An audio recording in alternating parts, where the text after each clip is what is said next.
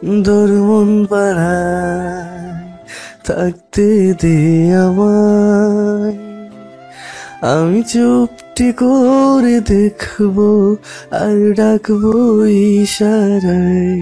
পাত্রপক্ষের সামনে বসে আছি আমি, আর আমার সামনে বসে আছে তাসিন, আমার প্রাক্তন। একটু আগে তার সাথে আমার বিয়ে ঠিক হয়েছে। 1 বছর আগে তার সাথে আমার সমস্ত সম্পর্ক শেষ করে দিই আমি। সে সেদিন আমায় আটকায়নি, শুধু একটা কথাই বলেছিল, একদিন তোমাকে আমার কাছেই ফিরতে হবে। মাথা নিচু করে বসে আছি আমি, কিন্তু তাও আমি স্পষ্ট বুঝতে পারছি তাসিন আমার দিকে তাকিয়ে মিটমিট করে হাসছে। ওর এই হাসি আমার সহ্য হচ্ছে না। দেশে কি ছেলের অভাব পড়েছে যে আব্বু আম্মু ওর সাথেই আমার বিয়ে ঠিক করলো? যেভাবেই হোক এই বিয়ে আমাকে ভাঙতেই হবে। ওকে কোনোভাবেই বিয়ে করা সম্ভব না আমার পক্ষে। বারান্দায় দাঁড়িয়ে আছি আর আমার পাশে দাঁড়িয়ে আছে তাসিন।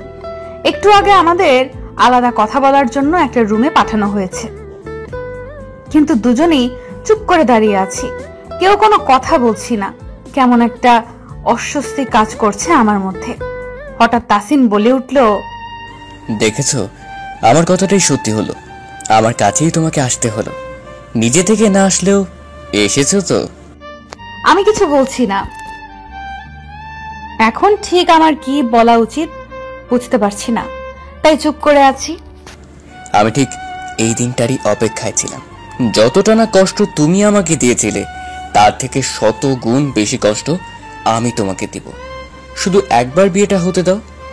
আব্বু আম্মুকে অনেক বুঝিয়েছি, কিন্তু তারা আমাকে সাফ জানিয়ে দিয়েছে আমাকে এই বিয়েটা করতেই হবে, না হলে তারা আমার সাথে সব সম্পর্ক শেষ করে দিবে। এই কথা শুনে আমি চুপসে যাই।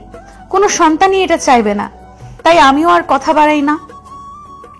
এর আগে 5টা বিয়ে ভেঙেছি, ছেলে পছন্দ হয়নি বলে বিয়ে ভেঙে দিয়েছি, কিন্তু কয়েকটা ছেলে বেশ সুদর্শনও ছিল, তাও আমি না করে দিয়েছি। কেন দিয়েছি জানি না। এইবার তাই কোনোভাবেই আব্বু আম্মু আমার কথা শুনছে না। তাদের নাকি তাসিনকে বেশ পছন্দ হয়েছে। পছন্দ হওয়ারও কথা। একটা ছেলের মধ্যে যা যা গুণ থাকা দরকার তার প্রায় সব কয়টা গুণই তার মধ্যে আছে। ভার্সিটির ক্যান্টিনে বসে আছি আমি, আর আমার পাশে ফারিয়া হা করে আমার দিকে তাকিয়ে আছে। তার এভাবে হা করে তাকিয়ে থাকার কারণ হলো সে আমার আর তাসিনের বিয়ের ব্যাপারটা শুনে অবাকের চরম পর্যায়ে। তনু, সব আমার মাথার উপর দিয়ে যাচ্ছে, প্লিজ সব ক্লিয়ার কর। মানে সিরিয়াসলি ভাইয়ের সাথেই তোর বিয়েটা হচ্ছে, নাকি তুই মজা করছিস আমার সাথে? আমি কিছুটা গম্ভীর স্বরে বললাম, তোর সাথে আমার মজা করে লাভটা কি? আর আমার কথা শুনে কি তোর মনে হচ্ছে আমি মজার মুডে আছি? তা ঠিক, যাক ভালোই হয়েছে, অবশেষে তোর বিয়েটা তো হচ্ছে। আমার কতদিনের ইচ্ছা ছিল তোর বিয়ে খাবো। আর জানিস তো তাসিন ভাইয়া তোকে খুব ভালোবাসে। আমি ফারিয়ার দিকে রাগী চোখে তাকাতেই ও চুপসে গেল। বিকেলে একটা আননোন নাম্বার থেকে ফোন আসে। কে ফোন করতে পারে? এসব চিন্তা করতে করতে একরাশ বিরক্ত নিয়ে এই ফোনটা রিসিভ করি। আসসালামু আলাইকুম। কে? এখন কি নাম্বারটাও ভুলে গেছো? আমার আর বুঝতে বাকি রইল না কে। তাড়াতাড়ি নাম্বারটা দেখলাম। হ্যাঁ, এটা তাসিনের নাম্বার, আগের নাম্বারটাই। সেভ করা ছিল না বিধায় বুঝতে পারিনি। কি হলো, চুপ করে আছো কেন? বলো, কেন ফোন করেছো? বউকে ফোন করার জন্য আবার কারণ লাগে নাকি? ওর মুখে বউ কথাটা শুনে একটু কেঁপে উঠলাম। আগের কথা মনে পড়ে গেল। আগে ও আমাকে এভাবেই বউ বলেই ডাকতো, তখন খুব ভালো লাগলেও এখন কেন জানি আর লাগে না। দেখুন, আমাদের বিয়েটা কিন্তু এখনো হয়নি, সবে মাত্র ঠিক হয়েছে, তাই এখনই এসব বলার কোনো মানেই হয় না। আর এভাবে আমাকে ফোন দিবেন না, বাই বলে ওকে কিছু বলার সুযোগ না দিয়ে ফোনটা রেখে দিলাম। আর এই দিকে তনু ফোন রাখার পর তাসিন কিছুটা গম্ভীর হয়ে কিছুক্ষণ ফোনের দিকে তাকিয়ে থাকে। তারপর কি ভেবে বাঁকা একটা হাসি দিল, তারপর বলতে লাগলো, আর তো মাত্র কয়েকটা দিনের অপেক্ষা, তারপরে তেজ আর তোমার থাকবে না। তাসিন আহমেদ কি জিনিস তখন বুঝবে তুমি। অনেক কষ্ট দিয়েছো তুমি আমাকে, তার সব কয়টা তোমাকে গুনে গুনে ফেরত দিব। আমি জানি শয়তানটার মধ্যে অনেক শয়তানি জমা হয়ে আছে, যা ও বিয়ের পর আমাকে দেখাবে। এতদিনের জমা রাগ পুষে রেখেছে, বিয়ের পর সব সুদে আসলে উসুল করবে। কিন্তু আমি এখন কি করব? আমার কথা তো কেউই শুনছে না। আর ও যেভাবে আব্বু আম্মুকে পটিয়ে ফেলেছে, এখন আমি যাই বলি আমার কথা তারা বিশ্বাস করবে না। আমার সাথে এমনটা হওয়ার ছিল, কেন যে ওর সাথে রিলেশন করতে গিয়েছিলাম। কাল আমার গায়ে হলুদ, কোনোভাবেই আমি বিয়েটা আটকাতে পারিনি, তাই নিয়তির উপরেই সবকিছু ছেড়ে দিয়েছি। যা আছে কপালে তাই হবে। বাসায় মেহমান আসা শুরু করে দিয়েছে, সবাই খুব ব্যস্ত। ফারিয়াও সাজুগুজু করে এসে হাজির হয়েছে। ওকে একদিন আগেই আসতে বলছি। আমার একা একা ভালো লাগছে না তাই, কিন্তু তার কোনো পাত্তাই নাই। কই কই ঘুরে বেড়াচ্ছে কে জানে। আর এদিকে আমার দম বন্ধ হওয়ার অবস্থা। আম্মু বলছে চুপ করে নিজের রুমে বসে থাকতে, একদম ছটফট করতে না করছে। বাড়ি ভর্তি মানুষজন, তাই চুপ করে থাকতে বলেছে, না হলে মানুষ নানান কথা বলবে। এই কথা বলে রেখে গেছে আমাকে, তাই আমিও কিছু করতে পারছি না। একটু পর পর মানুষজন এসে আমাকে দেখে যাচ্ছে। এত দেখার কি আছে এটাই বুঝি না আমি। এর আগেও তো দেখছে আমাকে, তাহলে আবার এইভাবে দেখার কি আছে? সংসদে বসে আছি স্টেজে, আত্মীয় স্বজনরা এক একজন করে এসে হলুদ লাগিয়ে দিয়ে যাচ্ছে। খুব বিরক্ত লাগছে, এইভাবে আর বসে থাকতে পারছি না। শয়তান তাসিনটা আর মাথা ফাটাতে ইচ্ছা করছে আমার। কি দরকার ছিল বিয়েটা করার? আরে ফারিয়াকে সে কখন বললাম আমার রুম থেকে একটু ফোনটা এনে দে, এখনো বান্দরটার আসার নাম নাই। আসবে কেমন করে? সে তো এখন সেলফি তোলায় বিজি। আর বিয়ে বাড়ি বলে কথা, কত ছেলে আছে তাদের সাথে প্রমাণ করতে হবে তো সে কত বড় একটা বান্দরনি। উফ, আর এসব সহ্য করা যাচ্ছে না। মানুষ যেন শেষই হচ্ছে না। আম্মুটাও যে কোথায় কে জানে। অবশেষে ফারিয়া আমার ফোনটা নিয়ে আসলো। ফোনটা হাতে নিয়ে ওকে কয়েকটা ঝাড়ি দিলাম আর জোর করে পাশে বসিয়ে রাখলাম। রাত 11টায় অনুষ্ঠান শেষ হলো। রুমে এসে সব খুলতে শুরু করলাম। পুরাই ফুলের দোকান মনে হচ্ছে নিজেকে। আয়নার সামনে গিয়ে নিজেকে নিজে দেখেই ভয় পেয়ে গেলাম। কেমন ভূতের মতো লাগছে আমাকে। হায় আল্লাহ, এত মেকআপ কেউ দেয়? এই জন্যই পার্লারে সাজতে ইচ্ছা করে না। ফারিয়াকে দিয়ে চুলের ক্লিপগুলো খুলাচ্ছি আর আমি মেকআপ তুলছি। বেচারা ঘুমে তাকাতে পারছে না, তাও জোর করে বসিয়ে দিয়েছি। রাত 1টা বেজে গেছে এসব করতে করতে। গভীর রাত, সবাই ঘুমিয়ে পড়েছে। আমার পাশে ফারিয়াও নাক ডেকে ঘুমাচ্ছে। এত ঘুম কই থেকে আসে ওর আল্লাহই জানে। কাল আমার বিয়ে, কই আমার সাথে একটু কথা বলবে, একটু সান্ত্বনা দিবে, তা না, সে নাক ডেকে ঘুমাচ্ছে। কই আমার তো ঘুম আসছে না, আমার তো ঘুম হারাম হয়ে গেছে। কাল কি হবে এসব ভাবতেই ঘুম আমার উড়ে গেছে। না জানি কি অপেক্ষা করছে আমার জন্যে। সকালের এক টুকরো রোদ চোখে পড়তেই ঘুমটা ভেঙে যায়। পাশে তাকিয়ে দেখি ফারিয়া এখনো ঘুমোচ্ছে। সত্যি মেয়েটা খুবই ঘুম পাগলা। উঠে বসলাম। আজকে যে আমার বিয়ে, ব্যাপারটা আমি ভুলেই গেছি। বাইরে থেকে চেঁচামেচির আওয়াজ শুনে বাইরে বেরিয়ে এলাম। দেখলাম সবাই বিয়ের তোড়জোড় করছে। এতক্ষণে আমার হুঁশ ফিরে, মনটা খারাপ হয়ে গেল। সবাইকে ছেড়ে চলে যেতে হবে ভেবেই বুকটা কষ্টে ফেটে যাচ্ছে আমার। আম্মুকে দেখে বোঝা যাচ্ছে সে এই মুহূর্তে খুব রেগে আছে, কিন্তু রাগের কারণটা বুঝতে পারছি না। আমি গিয়ে পিছন থেকে আম্মুকে জড়িয়ে ধরলাম। আম্মু এক ঝটকায় আমাকে ছাড়িয়ে নিয়ে বলল, ছাড় ছাড়, এখন আর এত ঢং করতে হবে না। কয়টা বাজে দেখেছিস? তোর মাথায় কি কিছুই নেই? আজ তোর বিয়ে আর তুই এত বেলা অবধি ঘুমিয়েছিলি। এখনই যা, ফ্রেশ হয়ে। একটু পর পার্লার থেকে লোক আসবে সাজাতে, যা তাড়াতাড়ি। এ কি আমার মা নাকি অন্য কেউ আমি বুঝতে পারছি না। আজকের দিনে এমন ব্যবহার কেউ করে? আম্মু, আজকে তো আমি চলেই যাব, তুমি আজকের দিনেও আমাকে রাগারাগি করছো। তো কি করব? যা যা, জ্বালাস না। এমনিতেই অনেক কাজ বাকি, একা হাতে আর কত কাজ করব। কাজের মহিলার কোনো খবর নাই। কালকে বলে দিলাম আজকে সকাল সকাল চলে আসতে, এখনো তার আসার নাম নাই। এসব বলতে বলতে আম্মু চলে গেল আর আমি হা করে দাঁড়িয়ে রইলাম। এদের দেখে আমার জন্য কোনো মায়াই নাই, যেন আমি চলে গেলেই এরা বাঁচে। ঠিক আছে, যাবো চলে, আর আসবো না, তখন বুঝবে। একটু আগে পার্লারের লোকজন এসে আমাকে ভূত সাজিয়ে চলে গেছে। এত করে বললাম যে কম মেকআপ দিতে, কিন্তু না, তাদের মতে বিয়ের দিন কনেকে একটু ভারী মেকআপ দিতে হয়, নাহলে বউ বউ মনে হয় না। যত সব এমন ভাবে সাজিয়েছে যে আমি নিজেকে নিজেই চিনতে পারছি না।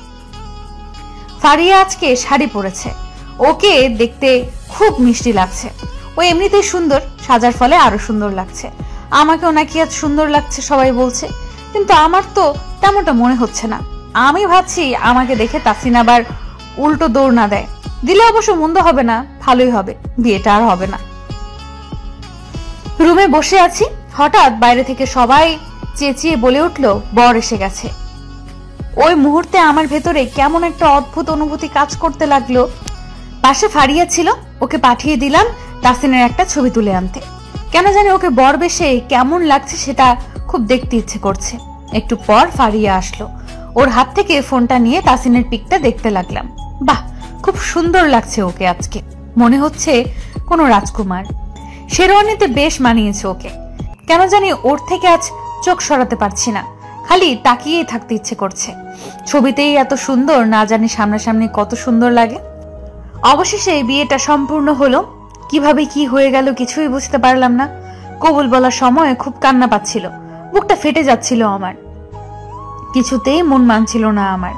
জানি না কি আছে কপালে। বিদায়ের সময় আব্বু আম্মুকে জড়িয়ে ধরে খুব কান্না করেছি। এই মানুষগুলো যতই রাগারাগি করুক না কেন, যতই রাগ দেখাক না কেন, আমি জানি তারা ঠিক কতটা ভালোবাসে আমাকে। সব মা বাবারাই তার সন্তানকে খুব ভালোবাসে, কিন্তু আমরা কেউ কেউ তাদের এই ভালোবাসা বুঝি না। আমি কখনো আমার আব্বুকে কান্না করতে দেখিনি, কিন্তু আজ আমি তার চোখে স্পষ্ট পানি দেখেছি। সত্যি সে ছোটবেলা থেকে মানুষ করে বড় করে তুলে যখন মেয়েকে অন্যের ঘরে পাঠাতে হয়, সেই কষ্ট কোনো বাবাই সহ্য করতে পারে না। না চাইতেও তার চোখে পানি চলে আসে। আম্মু তো কান্না করতে করতে জ্ঞান হারিয়েছে, তাই তাকে ঘরে নিয়ে গেছে। এই অবস্থায় আমার আম্মুকে ছেড়ে যেতে ইচ্ছে করছে না, কিন্তু আব্বু জোর করে আমাকে গাড়িতে তুলে দিল আর চিন্তা করতে মানা করলো। তারপর তাসিনের হাত ধরে আব্বু বলল, বাবা, আমার মেয়েটাকে একটু দেখে রেখো, ওকে একটু ভালোবেসে আগলে রেখো।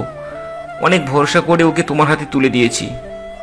ও একটু চঞ্চল স্বভাবের, মাঝে মাঝে একটু দুষ্টুমি করে, তাই শাসন করো, না হলে আবার মাথায় উঠে যাবে। আবু, আপনি চিন্তা করবেন না, ও আমার কাছে খুব ভালো থাকবে। কোনো অভিযোগ করার জায়গা রাখবো না আমি। আপনি আমার উপর ভরসা রাখেন আর নিজেদের খেয়াল রাখবেন। আব্বুর মুখে হাসি ফুটে উঠল। সে আজ খুব নিশ্চিন্ত, এমন একজনের হাতে নিজের একমাত্র মেয়েকে তুলে দিতে পেরে। বাসর ঘরে বসে আছি। রুমটা খুব সুন্দর করে সাজানো হয়েছে। সারা রুমে ফুলের গন্ধে মো মো করছে। এমন একটা পরিবেশ যে কারো মন ভালো করার জন্য যথেষ্ট। কিন্তু আমার বুকের ভেতর তোলপাড় শুরু হয়েছে। খুব ভয় কাজ করছে। এই দিনটা নিয়ে সব মেয়েরই একটা স্বপ্ন থাকে, আমারও ছিল। অন্য কারোর সাথে বিয়ে হলে হয়তো এতটা ভয় কাজ করতো না যতটা তাসিনকে বিয়ে করে করছে। জানি না শয়তানটা কি পরিকল্পনা করে রাখছে আজকে রাতের জন্যে। অনেকক্ষণ যাবৎ বসে আছি, কিন্তু তাসিনের আসার নাম নেই। সারাদিন যা ধকল গেল, এখন খুব ক্লান্ত লাগছে।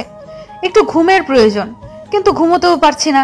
অবশেষে সবকিছু সমাপ্তি ঘটিয়ে তাসিন রুমে প্রবেশ করলো, আর এইদিকে আমার হৃৎপিণ্ডটা ঢোল বাজানো শুরু করেছে। কি একটা অস্বস্তিকর পরিবেশ। আমি মাথা নিচু করে বসে আছি আর ভাবছি এখন আমার সাথে কি হতে পারে। কিন্তু আমাকে অবাক করে দিয়ে তাসিন আমার পাশে এসে থপ করে বিছানায় উল্টো করে মুখ করে শুয়ে পড়লো। আমি একদম বোকা বনে গেলাম। এটা কি হলো? তাসিন এত শান্ত কেন? আমি তো কত কিছুই না ভাবছিলাম, কিন্তু এমনটাও আশা করিনি। নাকি এটা ঝড়ের পূর্বাভাস? কিছুই বুঝতে পারছি না ওর মনে ঠিক কি চলছে। আচ্ছা, ও কি পুরনো কথা ভুলে আবার সব কিছু নতুন করে শুরু করতে চাচ্ছে? হঠাৎ আমার ভাবনার মধ্যে ছেদ ঘটিয়ে তাসিন আমার হাতটা টান দিয়ে ওর বুকের উপর ফেলে দিয়ে তারপর বুকের সাথে জাপটে ধরে বলে, এত চিন্তিত হওয়ার কিছু নেই, যাও ঘুমিয়ে পড়ো, গুড নাইট। কপালে আলতো একটা চুমু দিয়ে আমাকে নিজের থেকে ছাড়িয়ে নিয়ে আবার পাশে ফিরে শুয়ে পড়ে তাসিন। আর আমি থম মেরে বসে রইলাম। কি ঘটলো আমার সাথে কিছুই বুঝতে পারলাম না। মুখের উপর কিছু পড়াতে ঘুম ছেড়ে তাড়াতাড়ি উঠে বসলাম। মুখে হাত দিয়ে মনে হলো তরল কিছু, পরে বুঝতে পারলাম পানি। কিন্তু পানিটা কে দিল মুখে? সামনে তাকিয়ে দেখি তাসিন তীক্ষ্ণ দৃষ্টিতে আমার দিকে তাকিয়ে আছে, আর তার হাতে পানির গ্লাস। বুঝতে আর বাকি রইল না কাজটা কে করেছে। আমি ব্রু কুচকে জিজ্ঞেস করলাম, এটা কি হলো? সে আমার কথার কোনো পাত্তা না দিয়ে বলে উঠল, যাও উজু করে আসো, নামাজ পড়বো। ভালো কথা, ডাকলেই তো উঠে যেতাম। পানি দেওয়ার কি দরকার ছিল? ডেকেছিলাম উঠুনি। এখন আর একটা কথা বললে ওই যে ওয়াশরুমে এক বালতি পানি রেখে দিয়েছি সেটা এনে পুরোটা তোমার মাথায় ঢেলে দিব। নাও গো। আমি আর কোনো কথা না বলে এক দৌড়ে ওয়াশরুমে গিয়ে দরজা আটকে দিলাম। ওখানে আর এক মুহূর্ত থাকলে শয়তানটা সত্যি সত্যি বালতির পুরো পানি আমার মাথায় ঢেলে দিত। ওকে দিয়ে বিশ্বাস নেই। চুপচাপ অজু করে বের হয়ে এলাম। এসে দেখি সে সব কিছু রেডি করে বসে আছে। আমাকে বের হতে দেখেই উঠে দাঁড়িয়ে জায়নামাজ দুটো পাশাপাশি বিছিয়ে আমাকে ইশারায় তার পাশে দাঁড়াতে বলল। আমিও কোনো কথা না বলে চুপচাপ তার পাশে দাঁড়িয়ে নামাজ আদায় করলাম। নামাজ আদায় শেষ করে মনে একটা শান্তি অনুভব করলাম। স্বামী স্ত্রী একসাথে প্রথম নামাজ আদায় করতে পেরে কেমন একটা অদ্ভুত ফিলিংস অনুভব করছি, যা এর আগে কখনো করিনি। সবাই কি এরকম ফিলিংস অনুভব করে? ভোরে ডাকার ফলে ঘুমটা পরিপূর্ণ হয়নি, তাই ভাবলাম আর কিছুক্ষণ ঘুমিয়ে নেই। ঘুম ভালোভাবে না হলে আবার আমার মাথা ব্যথা শুরু হয়। কিন্তু কোনো একজনের এটা সহ্য হলো না। আমাকে শুতে দেখে তাসিন বলে উঠল, এক কাপ কফি বানিয়ে আনো তো, সকালে আবার কফি না খেলে আমার শরীর চাঙ্গা হয় না। খাবেন ভালো কথা, আমাকে কেন বলছেন? নিজে তো বানিয়ে খেতে পারেন। আল্লাহ তো আপনার হাত পা সবই দিয়েছে। আমি তোমার কাছে কিছু শুনতে চাইনি, যেটা বলেছি সেটা করো। যাও কুইক। পারবো না আমি। আমার এখন ঘুম পাচ্ছে, আমি ঘুমাবো। আপনার খেতে ইচ্ছে হলে নিজে বানিয়ে খান। হঠাৎ তাসিন আমার কাছে আসতে আসতে বলল, কি যেন বললে? শুনতে পাইনি, আর একটু বলো তো। ওকে এইভাবে আসতে দেখে এইবার আমার হাওয়া সব ফুস হয়ে গেল। ও একদম আমার কাছে এসে বলতে লাগলো, হ্যাঁ বলো, কি যেন বলছিলে? কি পারবে না তুমি? আবার একটু বলো তো। তখন ঠিক মতো শুনতে পাইনি। ও আমার এত কাছে আসাতে আমার দম বন্ধ হয়ে আসছে। না পারছি নড়তে, না পারছি সরে যেতে। কোন রকম ওকে ধাক্কা দিয়ে দৌড় দিতে যাব, তার আগে তাসিন আমার হাতটা খপ করে ধরে ফেললো। এক টানে কাছে নিয়ে এসে বুকের সাথে চেপে ধরলো আর বলল, কই পালাচ্ছ? আর তো পালাতে পারবে না তুমি। অনেক পালিয়ে বেরিয়েছো, আর নয়, এখন থেকে সব সময় আমার কাছেই থাকতে হবে তোমার। চাইলেও পালাতে পারবে না।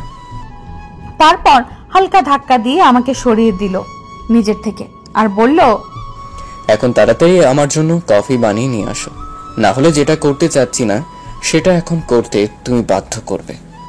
আমি যেন হাফ ছেড়ে বাঁচলাম। কোন রুমের ওখান থেকে কেটে পড়লাম। আর কিছু সময় ওখানে থাকলে না জানি কি করে বসতো। কিচেনে এসে কফি বানাচ্ছি, পাশে আমার শাশুড়ি মা সকালের নাস্তা রেডি করছে। আমাকে প্রথম দিনই কিচেনে দেখে সে অবাক হয়ে গেল। কিছুতেই আমাকে কাজ করতে দিবে না সে। অবশেষে তাকে রাজি করিয়ে কফি বানাতে সক্ষম হয়েছি। ভাগ্যক্রমে এমন শ্বশুর শাশুড়ি পেয়েছি। তারা দুজনই খুব ভালো মানুষ আর আমাকেও নিজের মেয়ের মতোই দেখেন। কিন্তু তাদের ছেলে এমন বদ কেন হলো, এটাই আমি বুঝতে পারছি না। আগেও আমাকে জ্বালিয়েছে, এখনো জ্বালাচ্ছে। হঠাৎ মাথায় একটা দুষ্টু বুদ্ধি চলে এলো। খুব কফি খাওয়ার শখ হয়েছে না তোর? দাঁড়া, তোকে আজ আমার স্পেশাল কফি খাওয়াবো, যা তুই জীবনেও ভুলতে পারবি না। ইচ্ছে মতো কফি গুলিয়ে একটা কাপে নিয়ে নিলাম। তার মধ্যে কোনো চিনি দেইনি। খুব মজা লাগছে এখন। এটা খাওয়ার পর ওর ফেসের কি অবস্থা হবে ভেবেই ফিক করে হেসে দিলাম। বেটা বুঝবে আজকে ঠেলা। আধ ঘন্টা যাবত ওয়াশরুমে গিয়ে মুখে চোখে পানি দিচ্ছি আর একটু পরপর কসলাকসলি করছি। আমার এই অবস্থা দেখে তাসিন হেসে কুটি কুটি। এই মুহূর্তে আমার ওর গলা চেপে মেরে ফেলতে ইচ্ছে করছে। শয়তান বেটা, এইদিকে আমার অবস্থা খারাপ আর ও সে কখন থেকে হেসেই চলেছে। চোখে মুখে পানি দিচ্ছি আর ওর গুষ্টি উদ্ধার করছি। একটু আগে আমি কফিটা নিয়ে রুমে গিয়ে দেখি বেটা ফোনের মধ্যে মুখ গুজে বসে আছে। আমাকে কফি আনতে দেখে ফোনটা রেখে আমার হাত থেকে কফির কাপটা হাতে নিল। আমিও এইদিকে সেই খুশি, খুব আগ্রহ নিয়ে ওর দিকে তাকিয়ে আছি আমি। কিন্তু বেটা খাচ্ছে না কেন? আরে খা না, এত কি ভাবিস? যা ভাবার পরে ভাবিস, আগে খা। তোর ওই ফেসটা দেখার জন্য যে আমি উতলা হয়ে গেছি। কিন্তু আমার সব ভাবনার মধ্যে এক বালতি ঠান্ডা পানি ঢেলে তাসিন বলে উঠল, নাও কফিটা খাও। আমি থতমত খেয়ে বললাম, কেন? আমি কেন খাবো? আমি তো এটা তোমার জন্য বানিয়ে এনেছি, তুমিই খাও। বউকে না খাইয়ে নিজে কি করে খাই বলো তো? তাই আগে তুমি খাবে, তারপর আমি খাবো। নাও এখন খাওয়া শুরু করো। আমি আসলে কফি খাই না। কি বলো? আমি যতদূর জানি তুমি তো কফি খুব পছন্দ করো, তাহলে মিথ্যে কেন বলছো? করতাম, এখন আর করি না। আপনি খেলে খান, না হলে আমি নিয়ে চলে যাচ্ছি।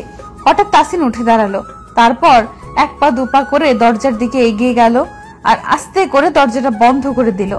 এতক্ষণ যাও একটু সাহস ছিল, তাসিনের দরজা আটকানো দেখে তা হাওয়া হয়ে গেল। তাসিন দরজার সাথে ঠেস দিয়ে দাঁড়িয়ে আমার দিকে তাকিয়ে একটা ডেভিল মার্কা হাসি দিয়ে আমার দিকে একটু একটু করে এগোতে লাগলো। আমিও একটা ক্যাবলা মার্কা হাসি দিয়ে চুপ করে দাঁড়িয়ে রইলাম। ওকে এগোতে দেখেও আমি নড়তে পারছি না, মনে হচ্ছে কেউ পাটা শক্ত করে ধরে রেখেছে। কিন্তু তেমন কিছুই করলো না। আমার পাশ ঘেঁষে গিয়ে ধপ করে বিছানায় বসে পড়লো আর আমার হাতে কফির কাপটা ধরিয়ে দিল। সেই ইশারায় আমাকে কফিটা খেতে বলছে, কিন্তু আমি খেতে নারাজ। কিছুতেই আমি খাবো না। কারণটা আমি খুব ভালো করেই জানি। পুরো কফির কৌটা ঢেলে দিয়েছি এতে, আর না দিয়েছি কোনো চিনি। এটা খেলে কি হতে পারে তা বেশ বুঝতে পারছি। আমাকে চুপ করে দাঁড়িয়ে থাকতে দেখে এবার তাসিন কিছুটা ধমকের সুরেই বলে উঠল, তুমি কি খাবে নাকি আমি অন্য কোনো স্টেপ নিব? ওর ধমকে আমি কিছুটা কেঁপে উঠলাম। তাড়াতাড়ি ভয়ে ভয়ে এক চুমুকে পুরো কফিটা খেয়ে ফেললাম। এতটা তেতো ছিল যে ওয়াক থু করতে করতে ওয়াশরুমে দৌড় দিলাম আর গিয়ে সোজা বমি করে দিলাম। এরপর থেকে চোখে মুখে পানি দিচ্ছি আর একটু পর পর কুলকুচি করছি। মুখ পুরো তেতো হয়ে গেছে। আমার এমন করুণ অবস্থা দেখে শয়তানটার হাসি থামছেই না। এখন খুবই ক্লান্ত লাগছে, মাথাটাও কেমন ঘোরাচ্ছে। ওয়াশরুম থেকে বের হয়ে সোজা বেডে শুয়ে পড়লাম। যা অবস্থা হয়েছে, এখন শরীর খুব দুর্বল লাগছে। বিছানায় গায়ে এলিয়ে দিতেই কিছুক্ষণের মধ্যে গভীর ঘুমে তলিয়ে গেলাম। ঘুমের মধ্যে টের পেলাম কেউ একজন খুব যত্ন সহকারে আমার মাথায় হাত বুলিয়ে দিচ্ছে। স্পর্শটা খুব পরিচিত মনে হচ্ছে। হঠাৎ ঠোঁটে শীতল নরম কিছু স্পর্শ অনুভব করলাম। এমন কিছু ঘটায় তাড়াতাড়ি শোয়া থেকে উঠে বসলাম, কিন্তু আশেপাশে কাউকে খুঁজে পেলাম না। কে ছিল ভাবতে ভাবতে ঘড়ির দিকে তাকিয়ে দেখি 11টা বেজে গেছে। ইস, এত বেলা অবধি আমি ঘুমিয়েছিলাম। নতুন বৌমাকে এত বেলা অবধি ঘুমানো সাজে না। না জানি সবাই কি ভাবছে। ওই শয়তানটাও আমাকে একটু ডেকে দিতে পারলো না। এখন তাদের সামনে আমি দাঁড়াবো কিভাবে? এসব ভাবতেই লজ্জা লাগছে। আবার খুব খিদেও পেয়েছে। খিদে পেট চো চো করছে। হঠাৎ চোখ পড়লো বেডের পাশে একটা ছোট্ট টেবিলটায়, যেখানে খাবার রাখা। কিছু না ভেবে খাওয়া শুরু করে দিলাম। এতই খিদা পেয়েছে যে ভাবার সময় নাই। তনু বাচ্চাদের মতো করে খেয়ে যাচ্ছে, কিন্তু সে জানে না তার এভাবে খাওয়া দেখে কেউ একজন লুকিয়ে বিটবিট করে হাসছে। হ্যাঁ, সে তাসিন। তাসিন এতক্ষণ লুকিয়ে তনু কাণ্ড কারখানা দেখছিল। ওর এভাবে খাওয়া দেখে আর না এসে পারলই না। তারপর কিছু একটা ভেবে তাসিন গম্ভীর মুখে নিচে চলে গেল। কোন শাড়িটা পরবো কিছুতেই ঠিক করতে পারছি না। হঠাৎ চোখ গেল সোফার উপর একটা প্যাকেটের দিকে। প্যাকেটটা খুলে দেখি তার মধ্যে মেরুন রঙের খুব সুন্দর একটা শাড়ি। দেখেই পছন্দ হয়ে গেল। তাড়াতাড়ি শাওয়ার নিয়ে শাড়িটা গায়ে জড়িয়ে নিলাম। তারপর আয়নার সামনে গিয়ে সব ঠিক আছে কিনা দেখে মাথায় এক হাত ঘোমটা টেনে নিচে চলে এলাম। নিচে নেমে এসে দেখি ফাজিলটা খুব মনোযোগ সহকারে টিভি দেখছে। তনুকে নিচে নামতে দেখি তাসিনের চোখ যেন আটকে গেল। মেরুন রঙের শাড়িটা তনুকে কোনো এক অপসরের মতো লাগছে। আজ তার চোখ যেন তনুর উপর থেকে সরতেই যাচ্ছে না।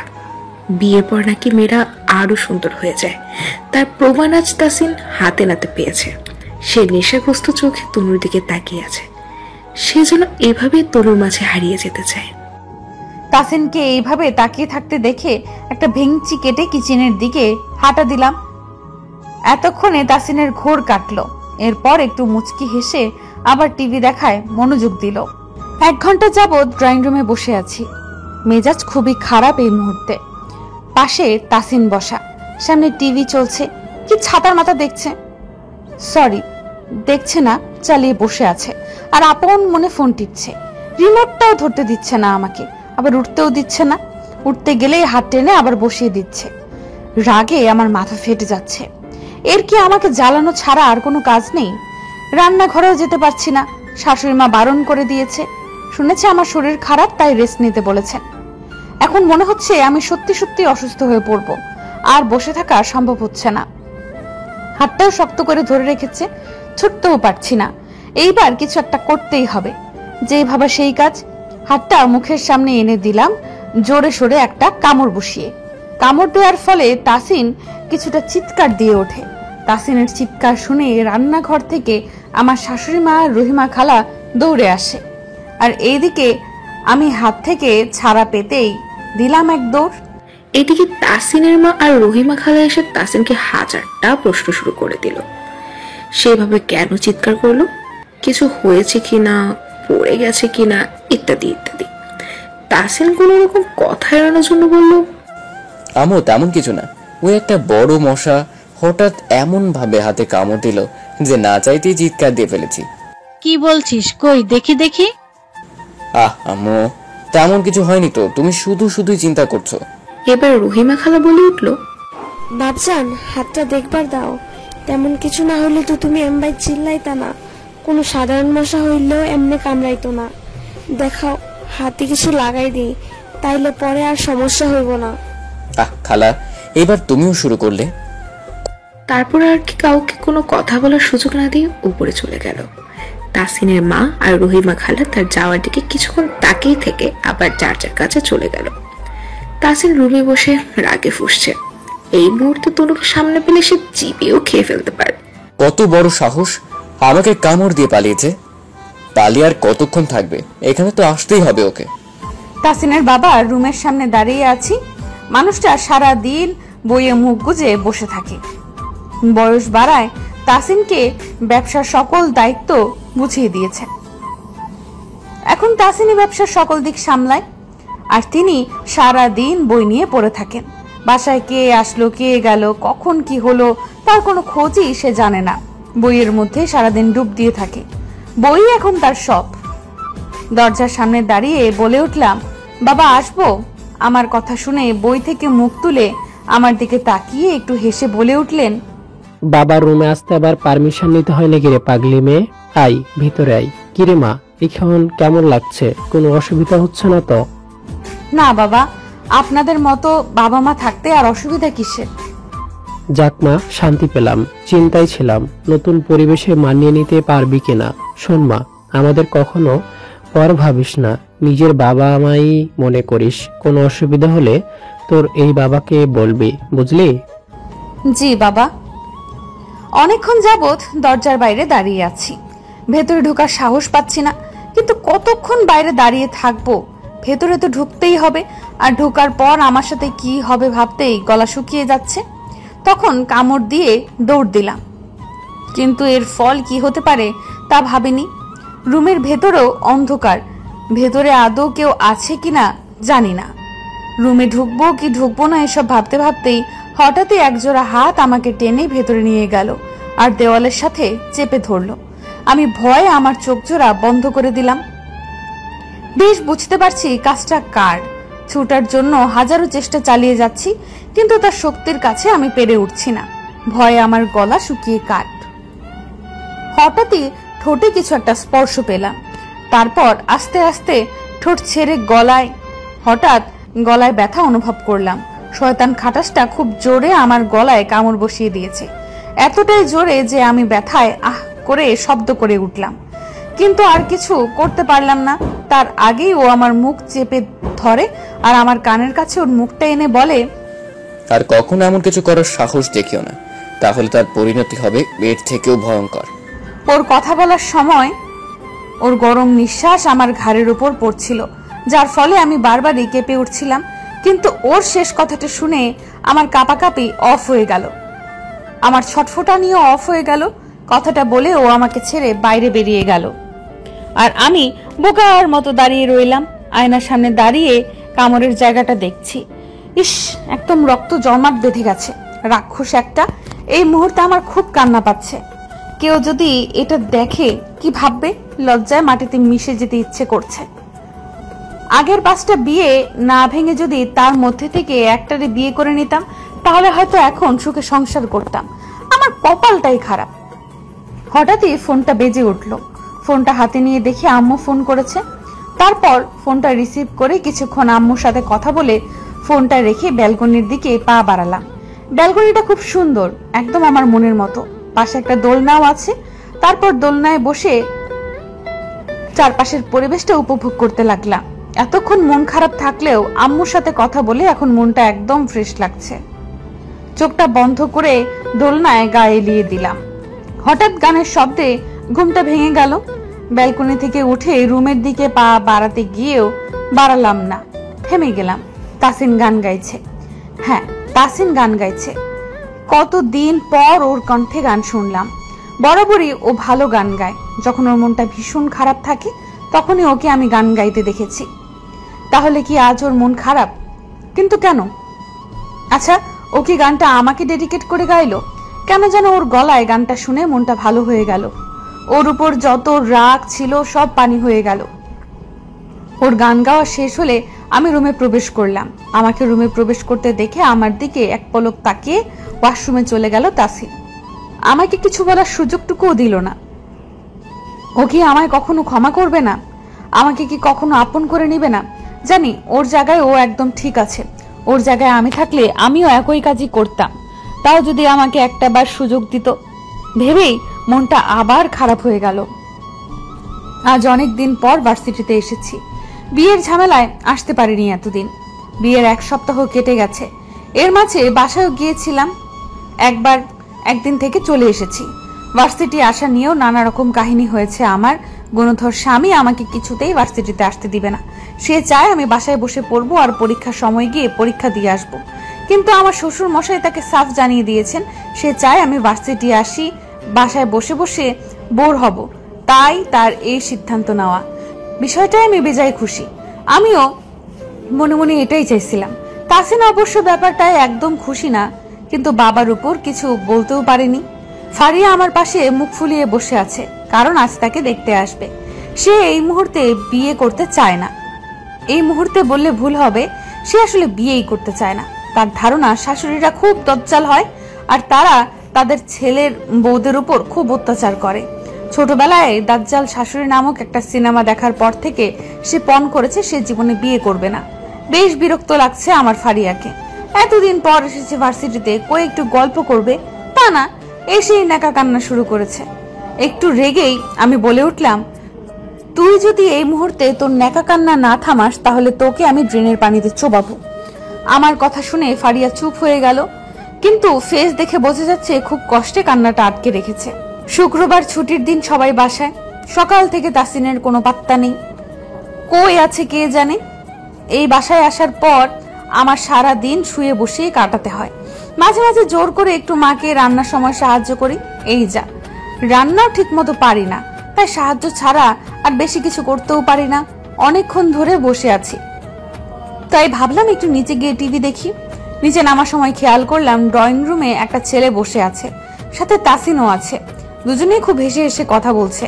পাশ থেকে দেখে ছেলেটাকে কেমন যেন চেনা মনে হলো। হঠাৎই ছেলেটা আমার দিকে ঘুরে তাকালো। এইবার চিনতে পারছি, এই সেই নাটের গুরু যার জন্য আমার আর তাসিনের সম্পর্কটা হয়েছিল, নীরব ভাইয়া। তাসিনের কলিজার বন্ধু বলতে গেলে, কিন্তু একে তো বিয়ের সময় দেখিনি, তখন কই ছিল। আমাকে দেখেই নীরব ভাইয়া মুচকি হেসে সালাম দিল। আসসালামু আলাইকুম তুনু, তুকু ভাবি, কেমন আছো? আর আমাকে চিনতে পারছো তো? তোরে আবার চিনবো না? তোর জন্যই তো আমার এই অবস্থা, শালা মিচকা শয়তান, মনে মনে। তারপর একটু হেসে সালামের উত্তর দিলাম, ওয়ালাইকুম আসসালাম। জি ভাইয়া, ভালো আছি। আর আপনাকেও ভুলিনি। আপনি কেমন আছেন? জি, আমিও ভালো আছি। তোমাদের বিয়ের কথা শুনে আমি খুব খুশি হয়েছিলাম, কিন্তু আসতে পারিনি, কাজে আটকে গিয়েছিলাম। তাই আজকে তোমাদের সাথে দেখা করতে আসলাম আর কি। উদ্ধার করছস, মনে মনে। জি, ভালো করেছেন এসে, আমি খুব খুশি হয়েছি। তারপর আরো কিছুক্ষণ কথা বলে আবার উপরে চলে আসলাম। ওখানে থাকার থেকে নিজের রুমে চুপচাপ বসে থাকা ভালো। ছাদে দাঁড়িয়ে পুরোনো দিনগুলোর কথা ভাবছি আর একা একাই হাসছি। নীরব ভাইয়া যে কি না, তার বন্ধুর প্রপোজাল নিয়ে আমার পিছে প্রায় 1 মাসের মতো ঘুরঘুর করেছে। ক্লাসের বাইরে দাঁড়িয়ে থাকা, কলেজ ছুটির পর ফলো করা, বাসার সামনে বাইক নিয়ে দাঁড়িয়ে থাকা, তার এইসব কাণ্ড কারখানায় প্রথমে আমি ভেবেছিলাম সে আমাকে পছন্দ করে, কিন্তু পরে আমার ধারণা ভুল প্রমাণিত হয়। সে তার বন্ধুর হয়ে আমার পিছে পিছে ঘুরঘুর করেছে। এও দেখার ছিল। প্রথম প্রথম ব্যাপারটায় বেশ বিরক্ত হলেও পরে বেশ মজাই পেতাম। তার ফেস দেখলে খুবই ভদ্র মনে হয়, চোখে চশমা, গোল গোল ফেস, চেহারার মধ্যে একটা কিউটনেস ভাব আছে। আমিও তাই ভেবেছিলাম, কিন্তু পরে বুঝি ও আসলে একটা মিচকা শয়তান, আমাকে 1 মাস একদম জ্বালিয়ে মেরেছে। শেষমেশে এক প্রকার বাধ্য হয়েই রাজি হয়ে যাই। এসব ভাবনার মধ্যেই হঠাৎ রাস্তার দিকে চোখ যায়। ফুচকা ফুচকা দেখেই জিভে জল চলে এলো। দৌড়ে নিচে নামতে যাব, আর তখনই মনে পড়লো আমি তো আর এখন নিজের বাড়িতে নেই যে যখন ইচ্ছে হলো ছুটে চলে গেলাম বাইরে। শ্বশুর বাড়িতে বউদের এভাবে হুটহাট বাইরে যাওয়া সাজে না। যতই তারা ভালোবাসুক আমাকে, তাও এভাবে যাওয়া তারা মোটেও পছন্দ করবেন না। তাহলে কিভাবে খাবো? আমার যে খুব ফুচকা খেতে ইচ্ছে করছে। তাসিনকে বলে দেখবো যদিও এনে দেয়। তাসিনকে অনেকক্ষণ ধরে বলে যাচ্ছে, কিন্তু সে কিছুতেই আমার কথা শুনছে না। আমি প্রায় ন্যাকা কান্না জুড়ে দিয়েছি, কিন্তু তাতেও তার মন গলছে না। এবার আমার সত্যি সত্যি কান্না পাচ্ছে। প্লিজ তাসিন, এনে দাও না, আমার খুব খেতে ইচ্ছে করছে, প্লিজ। ও তাসিন, প্লিজ। তনু, আমি এখন বিজি আছি, বিরক্ত করো না, যাও এখান থেকে। না, আমি যাব না। তুমি আমাকে ফুচকা এনে দাও, না হলে আমি যাব না, প্লিজ তাসিন। এবার তাসিন বেশ রেগে গেল। তারপর আমাকে এক ধমক দিয়ে বলে উঠলো, স্টপ তনু, দেখছো না আমি একটা কাজ করছি, আর এখনই তোমার ঘ্যানানি শুরু হলো। তুমি এই মুহূর্তে এখান থেকে না গেলে আমার থেকে খারাপ আর কেউ হবে না। ওর কথাগুলো আমার বুকে তীরের মতো বিঁধল। সামান্য একটু ফুচকাই তো খেতে চেয়েছিলাম, তার জন্য আমাকে এইভাবে বলল ও। খুব কষ্ট লাগছে, বুক ফেটে কান্না আসছে, চোখ থেকে 2 ফোঁটা পানিও বেরিয়ে এলো। তারপর দৌড়ে ব্যালকনিতে চলে গেলাম। এই মুহূর্তে তাসিনকে আমার খুব নিষ্ঠুর মনে হচ্ছে। সন্ধ্যা হয়ে গেছে, এখনো ব্যালকনিতে বসে আছি আমি, আর চোখের পানি ফেলছি। হঠাৎই তাসিন কোথা থেকে এসে কিছু না বলেই আমাকে কোলে তুলে নিল। আমিও ক্রমাগত ছোটার চেষ্টা করছি আর নামিয়ে দিতে বলছি কোল থেকে, কিন্তু আমার কোনো কথায় ওর মধ্যে বিন্দু মাত্র পরিবর্তন ঘটলো না। ও আমাকে নিয়ে ছাদে চলে আসলো, তারপর নামিয়ে দিল। ওর থেকে ছাড়া পেয়ে চলে যেতে নিব, তখনই ও আমার হাতটা চেপে ধরলো। তারপর আমাকে সামনের দিকে ঘুরিয়ে পেছন থেকে জড়িয়ে ধরলো। সামনে তাকিয়ে আমি রীতিমতো অবাক, শুধু অবাক না, অবাকের চরম পর্যায়ে। ছাদটায় হালকা লাইটিং করা, লাইটের আলোতে যা দেখতে পেলাম তাতে মনে হচ্ছে পুরো ফুচকার দোকান আমার সামনে আনা হয়েছে। এত ফুচকা একসাথে দেখে আমার মাথা ঘুরে যাওয়ার উপক্রম। আর কিছু না ভেবে তাড়াতাড়ি ফুচকা নিয়ে খাওয়া শুরু করে দিলাম। আগে থেকে ফুচকাগুলো তৈরি করা ছিল, তাই আর কষ্ট করতে হয়নি। টপাটপ একের পর এক মুখে পুরে নিচ্ছি আমি। তাসিনকে একবারও খাওয়ার কথা জিজ্ঞেস করলাম না, নিজে এইসব খেয়ে যাচ্ছি। ছাদে খোলা আকাশের নিচে বসে ফুচকা খাওয়ার মজাটাই আলাদা। এদিকে তাসিন তনুর দিকে হা করে তাকিয়ে আছে। একটা মানুষ এত ফুচকা কি করে খেতে পারে সেটাই ভাবছে, আবার মুচকি মুচকি হাসছে ওর এভাবে খাওয়া দেখে। কেন জানি তোমার উপর রাগ করে থাকতে পারি না আমি তনু। কি মায়ায় জড়ালে কেউ আমায়। তোমাকে কিছু বলতে পরে আমি নিজেই তোমার থেকে বেশি কষ্ট পাই, হয়তো ভালোবাসি বলে। তুমি আমার প্রথম এবং শেষ ভালোবাসা, এই জন্য তোমার উপর যত রাগই থাকুক না কেন, তোমাকে একটু কষ্ট পেতে দেখলেই আমার বুকটা ফেটে যায়। আমি যে তোমাকে সবসময় হাসি খুশি দেখতে চাই, কিন্তু আগের কথাগুলো মনে পড়লে আমার সবকিছু এলোমেলো হয়ে যায়। কি দোষ করেছিলাম আমি যে তুমি আমায় ছেড়ে চলে গেলে? কত রাত নির্ঘুমে কাটিয়েছি আমি, তার কোনো হিসেব নেই। তোমায় ছেড়ে থাকতে আমার কতটা কষ্ট হয়েছে তা যদি তুমি বুঝতে। তাসিন যে আমাকে এইভাবে সারপ্রাইজ দিবে তা আমি কখনো ভাবিনি। তাসিন যে এতক্ষণ ধরে আমার দিকে তাকিয়েছিল আমি তা খেয়ালই করিনি। ফুচকা সামনে দেখে গপ গপ করে খেয়েছি, আশেপাশের কিছুই খেয়াল করিনি। ও যে আমার খাওয়া দেখে এতক্ষণ হাসছিল তা বেশ বুঝতে পারছি, কিন্তু এখন আর রাগ লাগছে না, বরং ভালোই লাগছে। তারপর আমি হঠাৎই টুপ করে ওর গালে একটা টাইট কিস দিয়ে আর এক মুহূর্ত না দাঁড়িয়ে দৌড়ে চলে এলাম। কেন জানি খুব লজ্জা লাগছে, তাই ওর সামনে আর দাঁড়িয়ে থাকতে পারলাম না। আর বেচারা তাসিন তনুর এমন একটা কাজে ভ্যাবাচাকা খেয়ে গেল। এটার জন্য সে মোটেও প্রস্তুত ছিল না। সে বোকার মতো গালে হাত দিয়ে দাঁড়িয়ে রইল। রাতে সবাই একসাথে ডিনার করছি, তাসিন আমার মুখোমুখি বসে আছে। ভাবলাম ওর সাথে একটু মজা করলে কেমন হয়। তারপর টেবিলের নিচ থেকে পা দিয়ে তাসিনের পায়ে স্লাইড করতে লাগলাম, কিন্তু এতে তাসিনের মধ্যে বিন্দু মাত্র পরিবর্তন লক্ষ্য করলাম না। ও ওর মতো খেয়েই চলেছে। ব্যাপার কি? এইদিকে আমার শাশুড়ি মা কেমন যেন একটু করে উঠছে একটু পরপর। যাক বাবা, যারে পা দিয়ে সুরসুরি দিচ্ছি সে নড়ে না চড়ে না, আর এদিকে আমার শাশুড়ি মা তখন থেকে কেমন একটা করে চলেছে। ব্যাপারটা নিয়ে আর বেশি মাথা ঘামালাম না। তাসিনের ওপর ভীষণ রাগ লাগছে। ও একটা বার আমার দিকে ফিরেও তাকাচ্ছে না। এইবার কিছুটা রাগ নিয়ে ওর পায়ে ভীষণ জোরে একটা পাড়া দিয়ে বসলাম, আর তখনই আমার শাশুড়ি মা লাফিয়ে উঠলেন আর আহ করে শব্দ করে উঠলেন। সবাই এবার তার দিকে তাকিয়ে আছে। তার এইভাবে লাফিয়ে ওঠাতে সবাই একটু ভয় পেয়ে গেল। এইবার আমি ব্যাপারটা বুঝতে পারলাম। এতক্ষণ আমি তার পায়ে ছিছি, শেষ পর্যন্ত আমি কিনা আমার শাশুড়ি মায়ের। না, আর ভাবতে পারছি না। লজ্জায় আমার মাটিতে মিশে যেতে ইচ্ছে করছে। আমি একটা বার খেয়ালও করলাম না। মা কাউকে কিছু বলেনি, হয়তো সেও এই ব্যাপারটায় বেশ লজ্জা পেয়েছে, তাই আর মুখ খুললেন না। মশা কামড়িয়েছে বলে বিষয়টা এড়িয়ে গেছেন। বাবা কথাটা বিশ্বাস করলেও তাসিনের মুখ দেখে মনে হলো সে একদমই বিশ্বাস করেনি। সে বেশ বুঝতে পারছে তার মা কিছু একটা লুকাচ্ছে। আর তারপরে তার নজর আমার উপর পড়লো। কেমন একটা সন্দেহের দৃষ্টিতে আমার দিকে কিছুক্ষণ তাকিয়ে রইল। আমিও স্বভাব স্বরূপ দৃষ্টিতে তাকে জোরপূর্বক একটু হেসে সে স্থান ত্যাগ করলাম। বেশিক্ষণ ওখানে থাকা আমার জন্য সেফ না, তাই কেটে পড়লাম। রাতে দুজন দুই দিকে মুখ করে শুয়ে আছি। হঠাৎ আমার শাড়ির নিচে উন্মুক্ত পেটে কারো হাতের স্পর্শ অনুভব করলাম। বুঝতে পারলাম তাসিন। সে আমার পেটে স্লাইড করতে করতে হঠাৎই আমার পেট খামচে ধরলো, এতটাই জোরে যে আমার মনে হলো আমার মাংস উঠে যাবে। আমি চিৎকার করতে যাব তার আগেই ও আমাকে ঘুরিয়ে নিজের দিকে করে আরেক হাত দিয়ে আমার চুলগুলো শক্ত করে ধরে আমার ঠোঁটজোড়া দখল করে নিল। তাসিন খুব জোরে আমার ঠোঁটগুলো কামড়ে ধরেছে, যার ফলে আমার চোখ দিয়ে 2 ফোঁটা পানি বেরিয়ে এলো। আমি ছোটার চেষ্টা করলাম না, কারণ আমি জানি ও শক্তির কাছে আমি পেরে উঠবো না। তাই চোখগুলো খিচে বন্ধ করে নিলাম আর চোখের পানি ফেলতে লাগলাম। প্রায় 10 মিনিট ইচ্ছা মতো নিজের কাজ হাসিল করে তাসিন আমায় ছেড়ে দিল আর উল্টো দিকে মুখ করে শুয়ে পড়ল। আর আমি ওর থেকে ছাড়া পেয়ে হাঁপাতে লাগলাম। মনে হচ্ছে ঠোঁট থেকে রক্ত বেরিয়ে গেছে আর পেটের ওই জায়গাটাও জ্বলছে। তাসিনের হঠাৎ হঠাৎ এমন বিহেভের মানে আমি বুঝি না। কেন করে ও এমন? সন্ধ্যায় তো ঠিক ছিল, তাহলে এখন কি হলো ওর? আমাকে কষ্ট দিয়ে কি মজা পেল? ভাবতেই 2 গালে অঝোর ধারায় পানি গড়িয়ে পড়তে লাগলো। তারপর কাঁদতে কাঁদতে ঘুমিয়ে পড়লাম। সকালে ঘুম থেকে উঠে পাশে তাকিয়ে তাসিনকে দেখতে পেলাম না।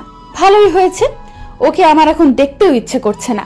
কাল রাতে যা করলো আমার সাথে, শয়তান খাটাস একটা। কিন্তু একটা জিনিস খেয়াল করলাম, আমার পেটের ওই জায়গাটায় এখন আর ব্যথা করছে না। কি ব্যাপার? যেভাবে খামচি দিয়েছে তাতে তো এত তাড়াতাড়ি ব্যথা সারার কথা নয়। তাহলে আমিও না কি সব ভেবে যাচ্ছি। ব্যথা সারলেই তো ভালো, আমার এত গবেষণা করে কি লাভ? তারপর উঠে ওয়াশরুমে চলে গেলাম। ওয়াশরুমের আয়নার সামনে দাঁড়িয়ে ঠোঁটে হাত বুলাচ্ছি, জায়গাটায় রক্ত জমাট বেঁধে আছে। কুত্তা বিলাই হারামি, তোরে যতটা খারাপ ভাবছিলাম তুই তার থেকেও 1000 গুণ বেশি খারাপ। আজকের এই অবস্থায় ভার্সিটি যাওয়া যাবে না। সবাই আমাকে এইভাবে দেখলে নির্ঘাত হাসাহাসি করবে। শুয়ে শুয়ে ফোন টিপছি।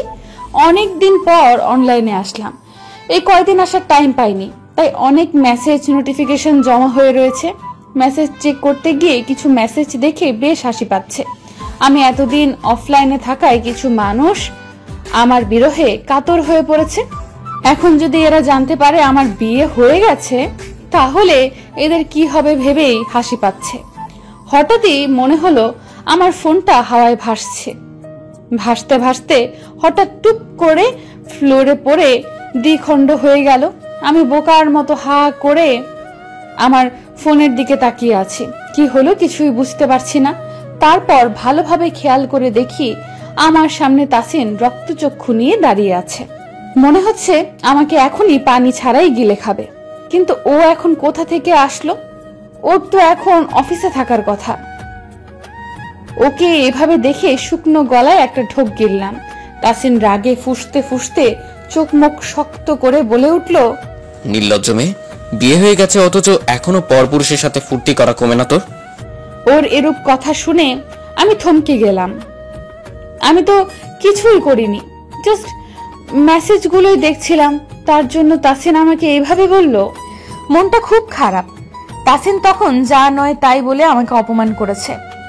ওর থেকে এমনটা আমি মোটেও এক্সপেক্ট করিনি। আমার ফোনটাও ভেঙে দিয়েছে। কোনো কিছু না শুনে আমাকে এতগুলো কথা শুনিয়ে গেল। ওর মাথাটা একটুতেই গরম হয়ে যায়, এটাই সমস্যা। সে যে আমার উপর রাগ করে বাইরে গিয়েছে, এখনো আসার নাম নেই তার। চিন্তা হচ্ছে খুব। কই গেল? রাত 11টা বেজে গেছে, এতক্ষণে তো ও বাইরে থাকে না। যতই রাগ থাকুক ওর উপর, কিন্তু সবার আগে ও আমার স্বামী। আর স্বামী যখন এত রাত অবধি বাইরে থাকে, তখন যে কোনো স্ত্রীরই চিন্তা হওয়ার কথা। ফোনও তো করতে পারছি না। একরাশ চিন্তা নিয়েই নিচে নেমে এলাম। মা বাবা এতক্ষণ জেগেছিল, একটু আগে তাদের জোর করে ঘুমোতে পাঠিয়েছি। তাদের এই বয়সে এত চিন্তা করা উচিত না, তাই তাদের বুঝিয়ে সুঝিয়ে পাঠিয়ে দিয়েছি। দরজার সামনে দাঁড়িয়ে পায়চারি করছি। এক মুহূর্ত স্থির হয়ে বসে থাকতে পারছি না আমি। শেষমেশ কোনো উপায় না পেয়ে রহিমা খালাকে ডেকে তুললাম। সেও শুয়ে পড়েছিল। সারা দিন কাজ করে এখন একটু বিশ্রাম নিবে, তাও হলো না আমার জন্য। তার কাছ থেকে ফোনটা ধার চেয়ে তাসিনকে ফোন দিলাম, কিন্তু ওর ফোন অফ। এবার আমার চিন্তা দ্বিগুণ বেড়ে গেল। কি করব কিছুই বুঝতে পারছি না। চিন্তায় আমার মাথা ফেটে যাচ্ছে। না চাইতেই নানা রকম খারাপ চিন্তা আমার মাথায় চলে এসেছে। এইভাবেই সারা রাত আমার নির্ঘুম কেটে যায়। সারা রাত ওকে 1000 বার ফোন দিয়েছি, আর প্রত্যেকবারই নিরাশ হয়েছি। অবশেষে সকালে তাসিন বাসায় ফিরে। ওর চেহারা কেমন ফ্যাকাশে লাগছে, চোখগুলো ফোলা ফোলা, চুলগুলো এলোমেলো। ওকে দেখে যেন নিজের প্রাণ ফিরে পেলাম। কিন্তু ওর চেহারার এই হাল দেখে চুপসে গেলাম। বুকের ভেতরটা মোচড় দিয়ে উঠলো আমার। তাড়াতাড়ি ওর কাছে গিয়ে বললাম, সারা রাত কই ছিলে তুমি? কতটা টেনশনে ছিলাম আমি। শুধু আমি না, বাসার সবাই। তার কোনো ধারণা আছে তোমার? কি এমন কাজে ব্যস্ত ছিলে যে একটা বার ফোন করার প্রয়োজন মনে করনি তুমি? তার উপর ফোনটাও বন্ধ করে রেখে দিয়েছিলে। সারা রাত আমার তোমার চিন্তায় কি অবস্থা হয়েছিল জানো তুমি? কিন্তু এর প্রতি উত্তরে তাসিন শুধু একটু মুচকি হাসলো। তারপর আমাকে পাশ কাটিয়ে উপরে চলে গেল। আমি যে এত কিছু জিজ্ঞেস করলাম তার উত্তর দেওয়ার প্রয়োজনটুকু মনে করলো না। আমি শুধু ওর যাওয়ার দিকে তাকিয়ে রইলাম। শাওয়ার নিয়ে বের হয়ে শাড়ি পরছিলাম, কিন্তু কিছুতেই শাড়ির কুচি ঠিক করতে পারছি না। আজকে যেন শাড়িটাও আমার অবাধ্য হয়ে গেছে। এমনি সময় তো এমনটা হয় না, তবে আজ কেন হচ্ছে? শেষমেশ অনেকক্ষণ চেষ্টা করে কুচিটা ঠিক করতে পারলাম। তারপর যেই কুচিটা শাড়িতে গুছতে যাব, আর অমনি তাসিন কোথা থেকে হুট করে এসে টুপ করে আমার কুচিটা ধরে এলোমেলো করে আবার বাইরে চলে গেল। আমি পুরাই অবাক বনে গেলাম ওর কাজে। ওর কাজকর্মে আমি দিন দিন অবাকের শীর্ষে পৌঁছে যাচ্ছি।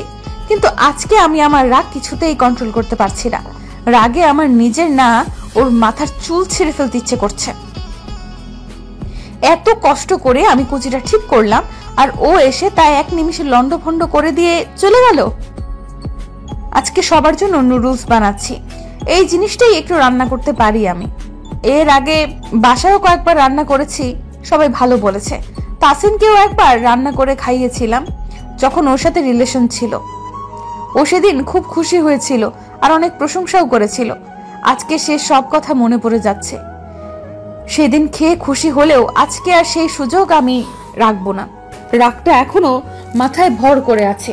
ওকে উচিত শিক্ষা না দেওয়া পর্যন্ত আমার শান্তি হবে না। রান্না শেষ করে সবার জন্য বাটিতে করে বেড়ে নিয়ে গেলাম। বাবা মা খেয়ে আমার অনেক প্রশংসা করলেন। তাসিন এখনো নুডলসটা মুখে তোলেনি। সে তার ফোনে মুখ গুজে আছে। তাকে এভাবে না খেয়ে ফোন টিপতে দেখে বাবা কিছুটা বিরক্ত হয়ে বলে উঠলেন, কি ব্যাপার তাসিন, তুমি খাচ্ছ না কেন? বৌমা কত কষ্ট করে আমাদের জন্য লুডোস রান্না করে এনেছে, আর তুমি সেটা না খেয়ে ফোনে মুখ গুজে আছো। এখনো ফোনটা রাখো বলছি। ফোন নিয়ে বসে থাকার অনেক সময় পাবে, এখন খাও আর বলো কেমন হয়েছে। বৌমা কত আগ্রহ নিয়ে দাঁড়িয়ে আছে, দেখতে পাচ্ছ না? তারপর তাসিন বাবার কথায় এক রাশ বিরক্তি মাখা মুখ নিয়ে আমার দিকে তাকিয়ে ফোনটা রেখে নুডলসের বাটিটা নিয়ে খাওয়া শুরু করলো। খাওয়ার কিছুক্ষণ পর লক্ষ্য করলাম ওর চোখ মুখ কেমন লাল টমেটোর মতো হয়ে যাচ্ছে। ও খাওয়া ছেড়ে কিছুক্ষণ বসে রইল। ওকে বসে থাকতে দেখে বাবা বললেন, কি ব্যাপার, খাচ্ছ না কেন? খেতে ভালো হয়নি? না বাবা, ভালো হয়েছে, অনেক মজা হয়েছে। তাহলে বসে আছো কেন? খাও। তারপর গপ গপ করে পুরোটা খেয়ে হন হন করে উপরে চলে গেল, কাউকে কিছু না বলে। এদিকে আমি অনেক কষ্টে হাসি আটকে রেখেছি। ওর ফেসটা জাস্ট দেখার মতো ছিল। তখন রান্নাঘরে সবারটা বাড়ার পরে তাসিনের বাটিতে আমি ইচ্ছে করে অনেকটা মরিচের গুঁড়া মিশিয়ে দিয়েছিলাম, আর এই ঝাল খাওয়ার ফলে তাসিনের মুখটা লাল টমেটো হয়ে গিয়েছিল। ওপরে এসে তাসিন ঝালে পাগলের মতো করছে। এত ঝাল খেয়ে তার অবস্থা কাহিল। নিচে বাবার কারণে কিছু বলতেও পারেনি, পুরোটা খেতে হয়েছে তাকে। এখন সে বুঝতে পারছে কত নুডলসে কত ঝাল। রুমে পানিও নেই, তা পানিও পারছে না খেতে। কি করবে কিছুই বুঝতে পারছে না। আর সহ্য করতে না পারে নিজের চুল শক্ত করে চেপে ধরে মাথা নিচু করে বসে পড়লো। হঠাৎ তার সামনে একটা পানির বোতল দেখতে পেল। তারপর আর কিছু না ভেবে পানির বোতলটা নিয়ে ঢক ঢক করে পুরোটা পানি খেয়ে ফেললো। এবার যেন সে কিছুটা শান্তি পেল। তাসিনকে এইভাবে ঝালে ছটফট করতে দেখে আমার খুব খারাপ লাগছিল, তাই পানির বোতলটা নিয়ে আসি। বেচারা পানি খেয়ে আমার দিকে রাগী দৃষ্টিতে কিছুক্ষণ তাকিয়ে থেকে চলে গেল। আমি তো ভেবেছিলাম আবার কিছু একটা করবে, কিন্তু না, সে তেমন কিছুই করলো না। যাক, ভালোই হয়েছে, বেঁচে গেছি আমি। ভার্সিটি থেকে মাত্র ক্লাস শেষ করে বের হয়েছি, এমন সময় আমার সামনে রিয়াদ এসে দাঁড়ালো। এই কচুটা অনেক দিন ধরে আমার পিছে ঘুরঘুর করে চলেছে, কোনোভাবে পিছ ছাড়াতে পারছি না। কিন্তু এখন এটা কি চায় আমার কাছে? এইভাবে পথই বা কেন আটকালো? ফারিয়াকেও দেখতে পাচ্ছি না, কই আছে কে জানে, ও থাকলে ভালো হতো। তারপর রিয়াদ বলে উঠল, তনু, আমার তোমার সাথে কিছু কথা আছে। কিন্তু আমি তো নাই, এখন সামনে থেকে সরুন। প্লিজ তনু, আমি বেশিক্ষণ টাইম নিব না, জাস্ট কিছু কথা বলবো। কি বলবেন বলুন। এখানে না, চলো একটা রেস্টুরেন্টে বসি। প্লিজ না করো না, প্লিজ। এমন ভাবে অনুরোধ করলো যে আমি না করতে পারলাম না, রাজি হয়ে গেলাম। ভার্সিটির পাশের একটা রেস্টুরেন্টে গিয়ে দুজন মুখোমুখি বসে আছি, দুজনই চুপ, কোনো কথা বলছি না।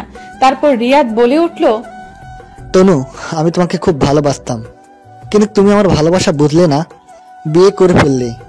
তোমার বিয়ের কথা শুনে আমি প্রথমে বিশ্বাস করিনি, পরে জানতে পারি সত্যি তোমার বিয়ে হয়ে গেছে। বিশ্বাস করো, খুব কষ্ট পেয়েছিলাম এই কথা শুনে। দুদিন ঘরবন্দি ছিলাম আমি, তারপর নিজেকে সামলিয়ে নিয়েছি। নিয়তি যা ছিল তাই হয়েছে। তুমি আমার ছিল না, তাই তুমি আজ অন্য কারো। যাই হোক, এইসব শুনে হয়তো তোমার বিরক্ত লাগছে, তাই তোমায় কিছু বলতে চাচ্ছি না।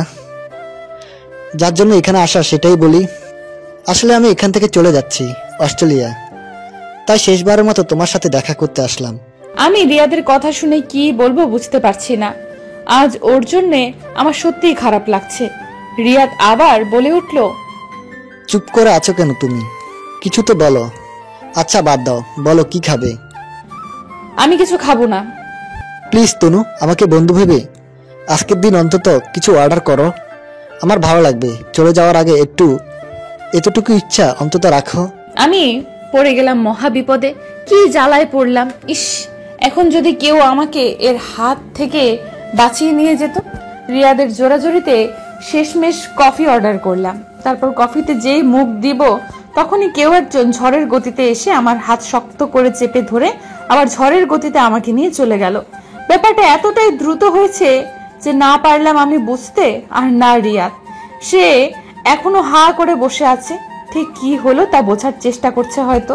তাসিন চোখ মুখ শক্ত করে আমার সামনে বসে আছে, আর আমি তার অপর পাশে বসে আছি। তাসিন আমাকে টেনে নিয়ে এসেছিল, সেখান থেকে টেনে এনে আর একটা রেস্টুরেন্টে ঢুকে এক গাদা খাবার অর্ডার করে। ও আমার সাথে কোনো কথা বলছে না, কিন্তু ওর ফেস দেখে বোঝা যাচ্ছে এই মুহূর্তে ও খুব রেগে আছে। তাই আমিও কিছু বলছি না।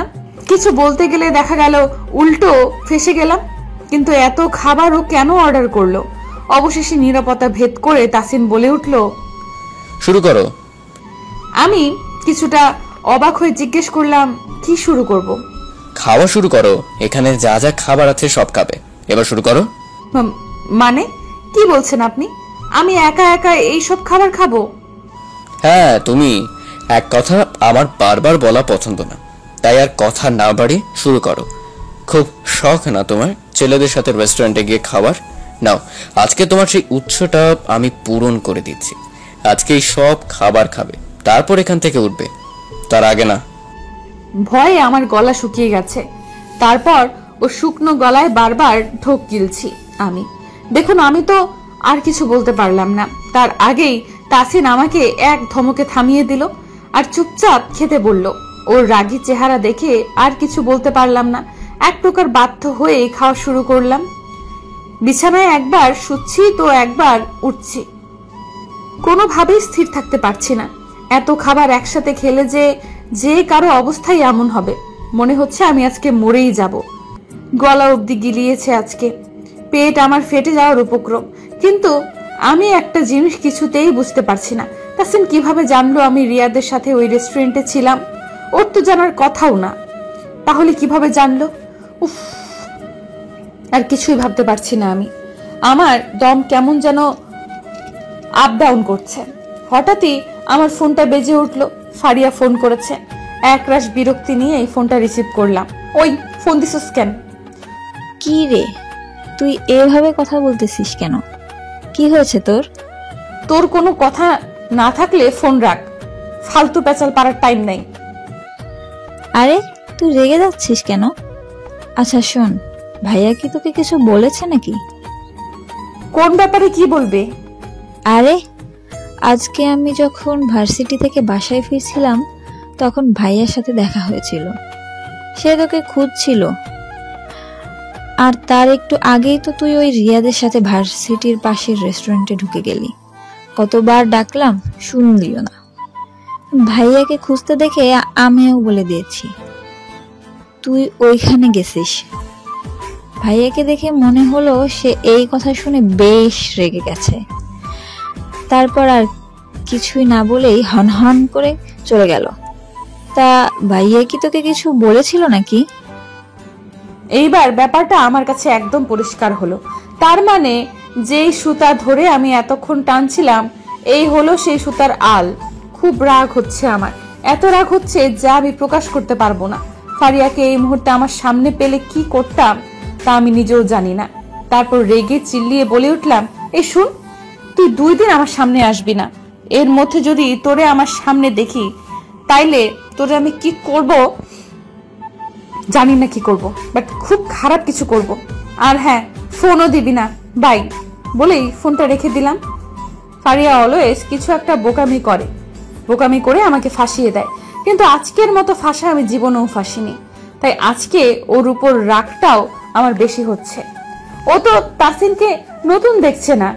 এই কথা শোনার পর ওর রিয়াকশনটা কেমন হতে পারে এটা বুঝলো না একবারও। তোর বলার কি দরকার ছিল ফাজিল মাইয়া?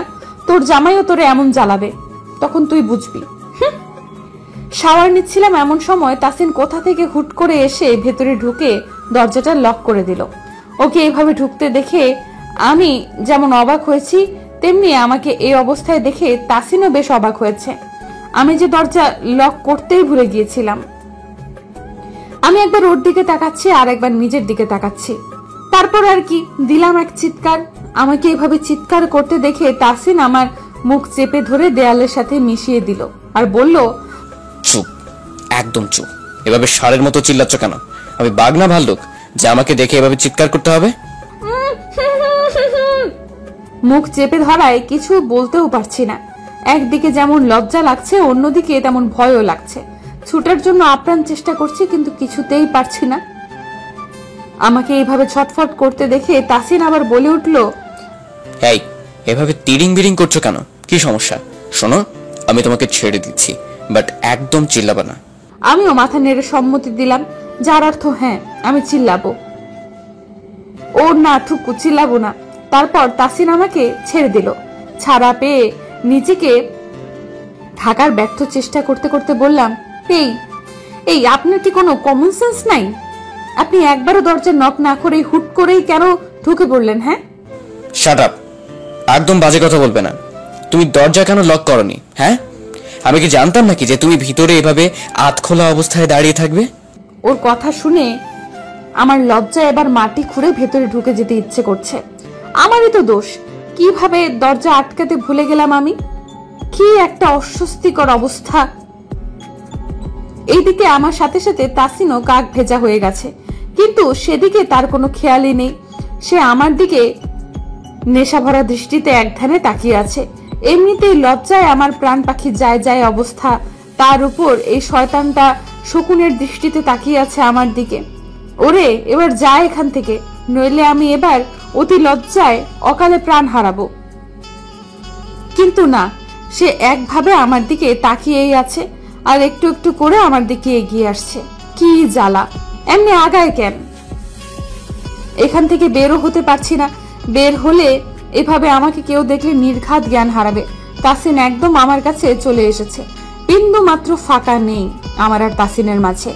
ও এত কাছে আসাতে আমার সারা শরীর কেঁপে উঠল। তারপর ও আমার গলায় মুখ ডুবিয়ে দিল আর পাগলের মতো কিস করতে লাগলো। আমি ওকে বাধা দিতে পারছি না, আমি যেন ওর ছোঁয়া পেয়ে একদম পাথর হয়ে গেছি। ও আস্তে আস্তে আমার গলা ছেড়ে এবার আমার ঠোঁটে কিস করতে লাগলো। আমাকে ওর বুকের সাথে চেপে ধরে একেবারে এক কিস করেই যাচ্ছে। আজ ওকে আমার উন্মাদ মনে হচ্ছে। আজ ওর ছোঁয়া আমার খুব ভালো লাগছে, তাই বাধাও দিতে ইচ্ছে করছে না। ওর ছোঁয়ায় আজ আমি স্পষ্ট ভালোবাসা দেখতে পাচ্ছি। কিছুক্ষণ এভাবেই কেটে গেল।